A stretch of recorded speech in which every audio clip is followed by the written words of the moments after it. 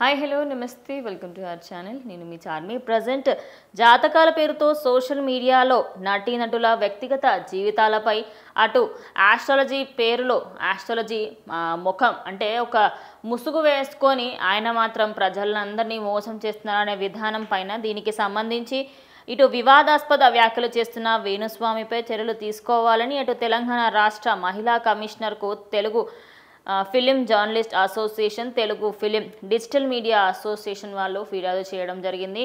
దీనికి సంబంధించి వ్యక్తిగత జీవితాలలో అటు సినిమా రంగానికి సంబంధించి కానీ అటు రాజకీయ రంగానికి సంబంధించి కానీ ఎలాంటి వ్యాఖ్యలు చేయకూడదని, అదేవిధంగా అటు రాజకీయాలలో ఎవరు నెగ్గుతారు ఎవరు ఓడతారనే ఫలితాలు కూడా ఆయన చెప్పను అని ఆల్రెడీ చెప్పినప్పటికీ ఇప్పుడు మళ్ళీ ఎందుకు ఆయన దానిపైన చర్యలు తీసుకుంటున్నాడు అంటూ కూడా చాలామంది దానికి సంబంధించి అయితే మాట్లాడుతూ ఉన్నారు.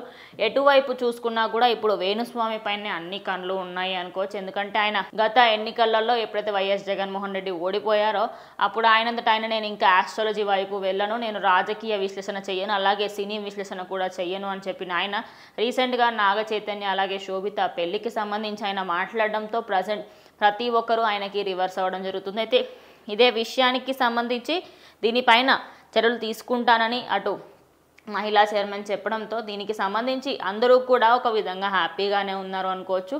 అయితే రీసెంట్గానే ఈయన చేసిన ఆ వ్యాఖ్యలలో వాళ్ళిద్దరూ తొందరలోనే విడిపోతారని, అదేవిధంగా అటు ఆ విడిపోవడం గల కారణం కూడా ఒక మహిళ అయి ఉంటుందని కూడా ఆయన చెప్పడంతో ఎక్కడ చూసుకున్నా కూడా ఈయనకి సంబంధించిన జరుగుతున్న చర్చలో వేణుస్వామి ఆస్ట్రాలజీ మొత్తం మానేసి ఆయన ఏదైనా వేరే పని చూసుకుంటే బెటర్ అని కూడా చాలామంది అభిప్రాయపడుతున్నారు.